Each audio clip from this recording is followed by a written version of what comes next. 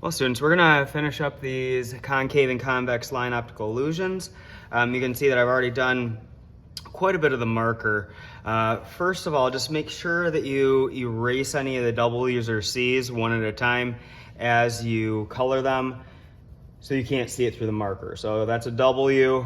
I'm gonna find the markers that I used last time. You can always take this scrap paper and test it just to make sure that it's gonna work before you use it. I have checked these already, so I know that they work. I'm going to take this red, just like I did here, and I'm gonna outline the edge. Once I outline the edge, since red is next to orange, that's why I picked those two to go together. I could pick two reds, I could pick two oranges. I could pick orange and yellow, I could pick pink and red. I could pick pink and orange too. But I outlined it with red. Now I'm gonna use the curved line. So just make a line, pick up your marker. Make a line, pick up your marker. Just like we would use with a paintbrush. And I'm kind of leaning the marker down so it makes a wider, thicker line. As I make curved lines, it's gonna make it look more three-dimensional. So I think that is the last warm one. I've got these cool ones along the edges here. So even these little ones up here, I'm gonna erase that C off of there. I chose to do purple and blue because they're next to each other on the color wheel. I could have done blue and green or green and blue. I could have done two purples or two greens, or to do any of the ones that are next to each other on the color wheel. So I gotta outline this one with my purple. If you get a little bit on the table, it's not a big deal. We can wipe that up with a towel later. And then I'm going to use kind of a curved line and fill that space in. Make sure there are any white spots that are showing. Let's see, we got this one over here. Erase that C off of there. Move that eraser off. And make them all match. Before you do the last step, I do just want you to make sure that you go back, like if there's a white spot right here, kind of fill that in. There's one right there. So check to make sure there isn't any white that's showing through the marker. If you need to, just add just a little more marker. As well, I have noticed that with these cool colors, sometimes they don't blend quite as well. So when I am doing these, sometimes I have to outline the purple and I would outline the blue too. So if I'm outlining here, what I'm talking about is before I fill the whole thing in with blue, I might have to take this and just outline the edge, just so it kind of continues that shape a little bit more. So if I outline the edge here and here, then it's easier to fill those spaces in. Last step, just to give it a little bit more of a 3D effect, a little bit more dimension, I'm going to use a little bit of color stick. You can see that I have the color sticks here, so I'm going to work on this with the same colors that I already did. Now in this example, I'll show you kind of how I did this. This one, what I did was, since these are done with the purples, I found this darker purple and then I found this magenta purple that kind of match what I already had. And usually press the color stick on pretty hard. In this example, I'm gonna do it very lightly along these edges. And then I would put that one back in the box and I would do the lighter next to it. And I did the lighter color just on the curve. So let me show you what this looks like on this one. So because of the pattern, what I'm gonna have, I might as well do the warm ones first.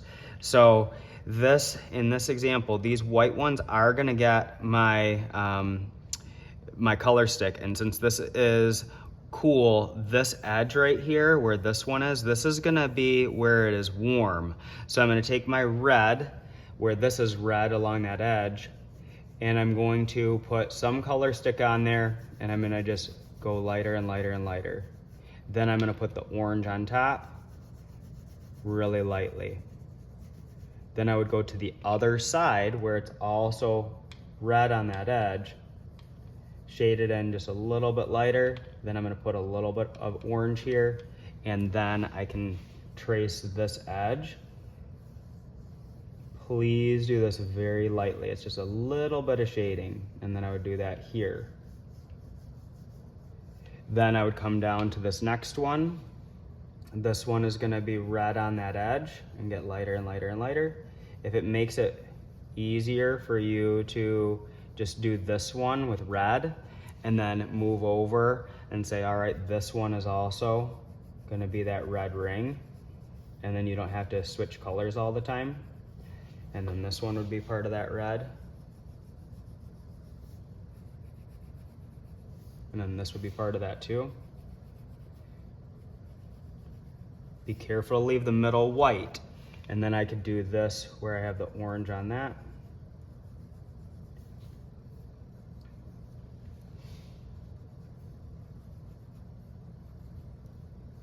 And I can do that a little bit on the curve.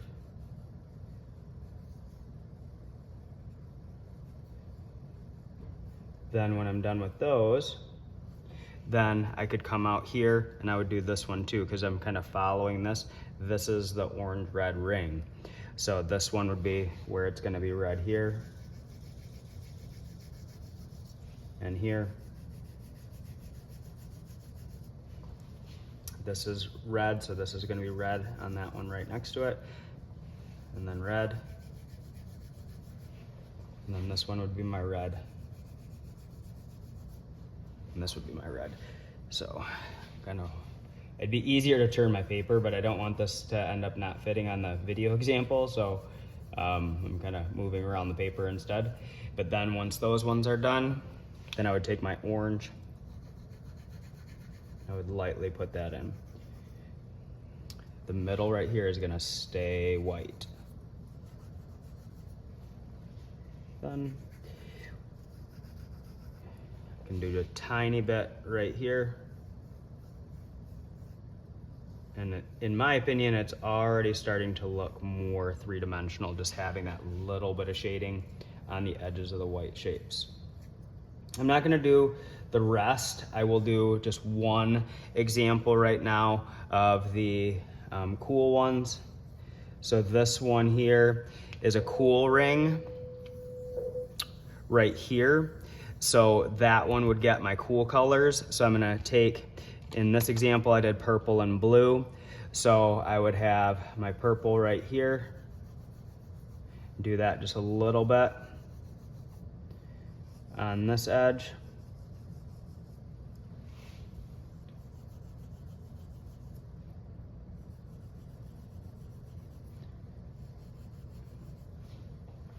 Work my way around. And I would do that right here too, because that one's next to the purple, and this one too, and this one too. And then once all the purple is done on those edges, then I would put my blue into it. And then you can do a little bit on this curve. Now the cool colors are much darker, so I would probably be even lighter with that as you go. Try to color it in a curved line. Less is often more, so just being really light. If you're having a hard time doing these curved lines on the outside, it would be acceptable to just do the straight lines that are much easier to shade. Okay, so this one is one that is done. You can see that I have the shading on these. I even have the shading on the inside ring, and on each of those white shapes, I just kind of follow. If this is the warm color ring, then that one's gonna be my warm colors. Or I can think, if this is warm, this white shape is cool, warm. This is a cool marker, so this is warm color stick. So let's have fun working on these and be able to finish them up today.